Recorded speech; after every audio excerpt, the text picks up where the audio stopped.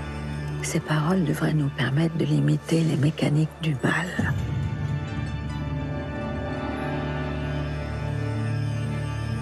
Cultivons un amour sans limite envers tous les êtres.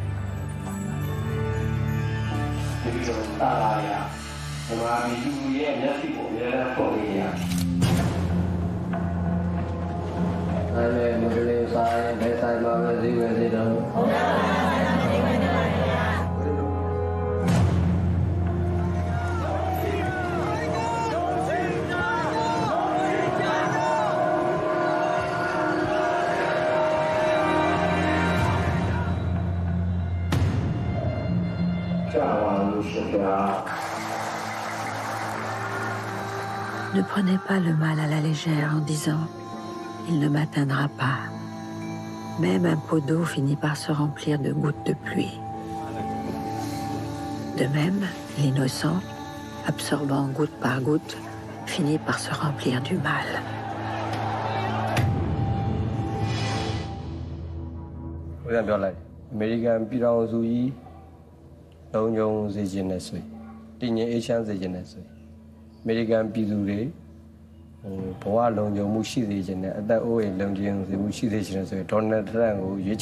Vous connaissiez l'existence de ce génocide en cours?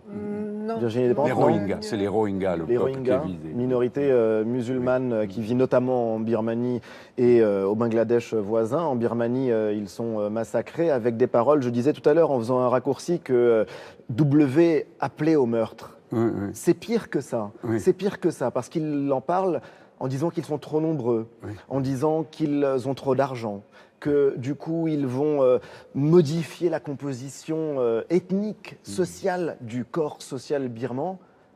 Et Ils vont finalement, envahir le pays alors qu'en petit à fait petit, ils sont 4%. ils ne sont que 4%. C'est-à-dire Et que petit c'est à petit, cette oui. logique-là, Oui, ça devient une logique d'extermination. Voilà, voilà. Donc, qu'est-ce que ça vous inspire? C'est terrifiant, ce rapport au mot, ce rapport au langage, ce rapport d'une religion à une autre, à une minorité. Bah, et, ouais, puis en plus, ça, en ce moment, on se sent concerné directement en France. Et aussi, c'est vrai que on se dit effectivement à quel moment ça va s'arrêter. Parce que c'est quelque chose qu'on a fait, refait tout au long du XXe et maintenant XXIe siècle, qui a insensé. Monsieur W, pour ne pas le nommer, nous ne le nommons vénérable pas. W. Le vénérable W, vous le dites en souriant. Sans aucun problème. Il vous a rencontré. Je suis arrivé à le rencontrer et je suis arrivé à capter son intention en lui expliquant que je voulais comprendre comment fonctionnaient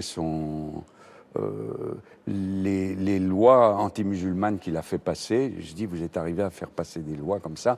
On va avoir une présidente chez nous qui va faire des lois peut-être semblables et on veut en savoir un peu plus. D'ailleurs, lui, il aime beaucoup Marine Le Pen, il aime beaucoup Donald Trump et leurs propos sur les musulmans, évidemment. C'est les choses qui les rapprochent. Et ça a été ce qui vous a ouvert la porte. Ah bah oui, ça m'a aidé. Marine Le Pen vous a aidé à ouvrir cette porte-là. L'autre chose, c'est que j'ai dit que j'étais un cinéaste d'Hollywood, que je venais d'Hollywood aussi. Et ça marche partout, même avec un moine bouddhiste. Ça ouvre toutes les portes, oui. Vous voyez, vous qui êtes une fan des productions d'Hollywood, la puissance de l'imaginaire hollywoodien qui va jusqu'à convaincre un moine bouddhiste. Est-ce que vous arrivez à comprendre que Barbet Schroeder ne nomme pas cet homme, que ce soit le vénérable W, Monsieur W? Ça lui donne presque, c'est un peu comme Voldemort dans Harry Potter, non? Ça lui donne quasiment encore plus de maléfisme. Et un peu moins de pub. Et un peu moins de pub, c'est vrai. Vous connaissez le débat Barbet Schroeder. Montrer, c'est essayer malgré tout de comprendre. C'est ce que vous avez essayé de faire. Et comprendre, c'est déjà le premier pas vers l'excuse, au fond. L'explication mènerait nécessairement à la justification. Comment est-ce que vous recevez cette petite mécanique-là? Moi, j'essaye de jamais juger. Moins je jugerai, plus vous serez choqués. Oui. Je pense, oui, parce que si on a quelqu'un qui est là en train de hurler, vous regardez, c'est dégoûtant. Non, on vous montre, dites, mais ça, je comprends bien ce que ça veut dire, ce que je vois à l'écran là. Les gens ne sont pas bêtes quand même. Et l'envie de montrer les choses les plus crues, ça ne vous a jamais fait peur? Là, pour ce film-là, le Vénérable W, j'ai un nombre incalculable de plans que je n'ai pas mis dans le film, parce qu'ils étaient trop crus, justement. Ils étaient trop terrifiants. Et j'ai essayé de trouver comment on peut arriver à terrifier et s'en dégoûter. Parce que c'était quand même vraiment horrible. Horrible, mais vous avez, quand je vous dis, là, pour le coup, pensez au spectateur. Oui, absolument. Oui, absolument. Non, je pense toujours au spectateur, je pense toujours à une histoire que je suis en train de raconter. Donner la parole au bourreau, ça ne vous choque pas? Non, ça ne me choque pas. Ça me choque pas parce que je pense qu'il faut faire face. Je pense que si on va filmer Marine Le Pen et qu'on la trouve sympathique, moi je comprends très bien ça. Et je comprends, je n'ai pas besoin de le faire, elle s'en occupe toute seule. Mais je veux dire, je comprendrais très bien un cinéaste qui ferait ça et qui essayerait d'analyser qu'est-ce qu'il y a derrière cette sympathie. Amin Dada, quand je l'ai filmé, il était très sympathique aussi. Oui. Il était et c'est ce qui est terrifiant il aussi était avec le Vénérable W. Irrésistible et très drôle. Posé. Et moi, j'étais derrière la caméra avec Amin Dada, je rigolais tout le temps. Et comme il me voyait rire, il riait encore plus. Donc il y avait une espèce d'entraînement vers... Et puis finalement, il y a beaucoup de spectateurs qui rient jaune. Oui. Voilà, c'est ça le résultat. Parce que c'est aussi le vrai visage du tyran. Voilà. Quand vous racontez la violence ou le mal, est-ce que aussi parfois vous vous dites non, je ne vais pas mettre telle scène parce que ce serait trop? Là, c'est un peu différent parce qu'un roman supporte d'autres choses que la réalité, quand même. Oui. Mais parfois, oui, non, il y a des choses, je vais pas écrire. Disons que je vais pas aller inventer des choses trop, parce que je fais pas vraiment. Ouais, que ça reste supportable. Des fois, j'y pense, ouais, que c'est bien que ça reste supportable. Mais là-dessus, c'est très différent de l'écriture ou le documentaire. Parce que si je raconte un viol, je suis pas en train de filmer un viol. C'est pas le lecteur le sait. Oui. Donc sa position, elle est très différente, quoi.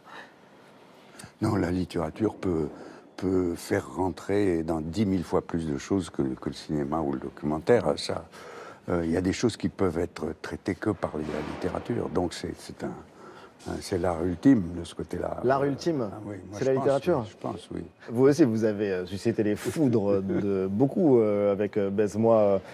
En 2000, ouais. En 2000, ouais. C'est une expression que vous aviez utilisée, c'est une chatte qui leur est restée en travers de la gorge. Je me souvenais pas de cette expression, mais ouais. Et c'est fou quand on y réfléchit qu'on ne puisse pas filmer le sexe. Oui. C'est fou. Oui. Et ce qui est incroyable, c'est que du coup, la jurisprudence est même changée, ou en tout cas que la nomenclature, la classification des films a été... Ce qui a changé surtout, c'est que les producteurs s'amusent plus à produire des films dans lesquels il y a des scènes de sexe ou du beaucoup sexe moins, non simulé. Ouais. Si on fait un film, on doit être financé par la télévision. Oui. Si on veut être financé par la télévision, il faut que ça puisse passer à la télévision. Donc, voilà, c'est aussi simple que ça. Il y a un système de censure qui est beaucoup plus sophistiqué, qui est établi par le marché de nos jours d'une manière définitive et implacable, et il n'y a rien à faire. Ça, c'est vrai. Il y a quelque chose de très fort aussi. L'une des raisons pour lesquelles j'avais envie de vous faire vous rencontrer, c'est que vous êtes une grande admiratrice de Bukowski, de Charles Bukowski. C'est quelqu'un qui vous a accompagné comme écrivain toute ma vie, ouais. Toute votre vie, qui est un écrivain extraordinaire, scandaleux, que d'aucuns ont décrit comme vulgaire. Et vous, Barbet Schroeder, vous l'avez Pour moi, c'est une des personnes les plus extraordinaires que j'ai rencontrées dans ma vie. J'ai une admiration sans borne et sans limite. D'ailleurs, les Charles Bukowski tapes... Oui, mais ça, c'est des soirées avec lui. Reparler. Des soirées entières passées avec Charles Bukowski. Une chose unique, des soirées passées avec Charles Bukowski. Mais c'est ça qui est formidable, c'est la dimension extraordinaire de Bukowski, c'est l'humour. En dehors de sa sensibilité extrême et tout ça, c'est vraiment un humour décapant et constant. Vous, Bukowski, vous l'avez découvert toute jeune. Ouais. Dans un foyer de jeunes adultes à Lyon. Ça, non, je l'ai relu, j'étais plus si jeune, j'avais 17 ans, mais la première fois, je l'ai lu à 12 ans, 12-13 ans, c'était le garçon avec qui j'étais qui me l'a prêté. Ouais. Et du coup, c'était une lecture complètement waouh. Et à 17 ans, encore une autre, et après, tous les 5 ans, à peu près, je relis un peu Bukowski, et ça change, et plus le temps passe, et plus je me rends compte que c'est ample, c'est intense, c'est profond, qu'il est beaucoup plus cultivé que le clown. Enfin, il y a quelque chose qu'on imagine. Une culture extrême. C'est quelqu'un qui passait son temps à écouter de la musique classique quand il était en train de travailler dans des usines, en train de porter des bouts de viande sur les épaules. Il y revenait épuisé. Et évidemment, il picolait, mais quand il rentrait le soir chez lui, toujours chez lui, dans la piole qu'il occupait pour 15 jours, il écoutait la radio classique de Los Angeles. Mais alors pourquoi est-ce qu'aujourd'hui encore, et pour de nombreux critiques, ça reste un auteur vulgaire? Ce qui me paraît vulgaire, c'est de trouver Bukowski vulgaire, parce que c'est vraiment, là, c'est un manque d'éducation à ce stade, quoi. Parce que c'est, non, Bukowski peut pas être vu comme vulgaire. Il y a beaucoup de choses qui peuvent être vues comme vulgaires, mais pas Bukowski, parce que c'est trop, c'est une oralité, d'accord. Il travaille sur une oralité, mais c'est vraiment pas vulgaire. Il y a même peu de gens, effectivement, aussi délicats. Pourtant, il est vraiment, par moments, il sort des conneries extraordinaires. Mais il y a une délicatesse inouïe, par exemple, et une conscience de son style, une conscience de ce qu'il est en train de faire extraordinaire. Parce que moi, je suis vraiment très... Très, très lucide. Et oui, la lucidité chez lui était vraiment extrême parce que, normalement, les gens qui picolent, à mesure qu'ils consomment de plus en plus, ils commencent à bégayer, ils commencent à être moins brillants. Et lui, c'était vertigineux. On voit ça dans C'est l'inverse, il devient extra lucide. Non, il arrivait à un vertige de profondeur. Il arrivait à prononcer des choses tellement extraordinaires et toutes simples. Vraiment impressionnant. J'ai jamais vu quelqu'un qui tenait aussi bien l'alcool. Mais je me demandais ce que vous pensez de Bukowski en tant que femme. Moi, j'aime bien avoir des arguments pour ça. Ouais, je le trouve, il est lourd. C'est ce qu'on appelle un lourd, quoi. Mais en même temps, il est aussi attiré par des... il n'est pas attiré par des jeunes premières minaudantes. Il parle des personnages, des meufs grande gueule, qui se battent, absolument, qui boivent, qui ont vécu, où est-ce qu'on les trouve d'autres dans la littérature de cette époque, ces femmes abîmées, ces femmes vécues, ces femmes matures, on n'en trouve pas, quoi. Et je trouve que j'adore ces personnages féminins. Et il ne sait pas nous expliquer qu'il veut faire autre chose que ce qu'il est en train de faire. Quand il va en attraper une, il le dit exactement. Quand il la désire, il dit exactement comment. Et pour moi, il y a il cohabite bien avec les femmes, beaucoup mieux que beaucoup d'auteurs qui seront plus polis. Vous avez réalisé un épisode de Mad Men? Oui. Ouais. Par admiration pour la série, oui. Parce qu'on se dit... Je me suis porté volontaire. Oui. Vous, fan de série, ben voilà un réalisateur de série, ou en tout cas d'un épisode. J'ai déjà posé des questions. Hein. Très, très chic. Vous lui avez déjà posé des questions? Oui, il m'a demandé combien de temps ça mettait pour tourner un épisode de Mad Men. Et je lui ai répondu une semaine. Une semaine? Et donc, une semaine, c'est pas pour 1 heure, mais c'est pour, disons, 50 et quelques minutes. Et ça m'a permis, à moi, de me décomplexer par rapport à ce genre de vitesse. Mais ce qui était important pour moi, c'est que ça m'a permis de faire le tournage d'Amnésia, un film très personnel, sur lequel j'avais très peu d'argent. Il a fallu faire des sacrifices invraisemblables. Et un des sacrifices qu'on doit faire d'abord, si on n'a pas d'argent, c'est tourner rapidement. La série, c'est l'avenir du cinéma? Ben non, il y aura toujours les deux. Ce sera quelque part dans l'Internet, quelque part, ou dans le cloud, on ne sait pas. Oui, ça restera des histoires, quoi qu'il arrive. Ça va aller. Non, il y a des tas de moments très excitants qui nous attendent. Il faut pas... Ça, c'est sûr. Mais il faut aussi se souvenir des traumas qu'on a eus dans son enfance. C'est vrai que votre première expérience traumatique au cinéma, c'était à Bogota? Oui, c'est devant quel film? Oui, c'est Bambi. Comme beaucoup. Ouais. Oui, comme moi, pareil. Ça a été déterminant pour moi parce qu'on a décidé que... moi, on m'a sorti. Je hurlais, j'étais en larmes, on m'a sorti du cinéma. On m'a dit, celui-là, c'est pas la peine de l'emmener au cinéma, il est trop sensible, il faut pas. Et donc, j'ai plus vu de film après Bambi. Donc, pendant toute mon enfance, j'ai pas vu de film. C'est seulement quand je suis arrivé à Paris, après à l'âge de 12 ans, etc., que j'ai pu commencer à voir des films. Moi aussi, j'ai été traumatisé par Bambi. Vous êtes obligé, vous aussi, de dire votre trauma au cinéma. Ouais, Bambi, non, c'est vrai que Bambi, c'est pour ça.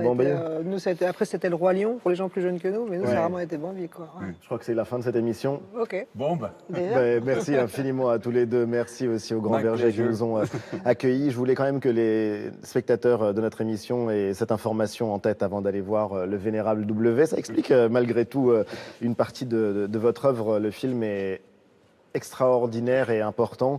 La rétrospective Barbet Schroeder qui vous est consacrée, c'est au centre Georges Pompidou jusqu'au 11 juin. Et puis, si vous n'habitez pas dans la région parisienne, il y a ce coffret DVD avec 5 de vos films que je vais vous offrir, Virginie, et les Bukowski Tapes qui sont à retrouver en DVD également pour la première fois. Virginie Despentes, Vernon Subutex, suite et fin, c'est le tome 3. Il est publié chez Grasset, disponible en librairie. Et la série Canal, ce sera pour... c'est pas exactement. Bientôt. Exactement. Bientôt. C'est ça qu'il faut dire. Merci infiniment de votre présence à tous les deux. Drôle d'endroit pour une rencontre s'achève. Merci d'être toujours plus nombreux à nous regarder. Je vous donne rendez-vous vendredi prochain pour un nouvel épisode. Très belle nuit sur France 3.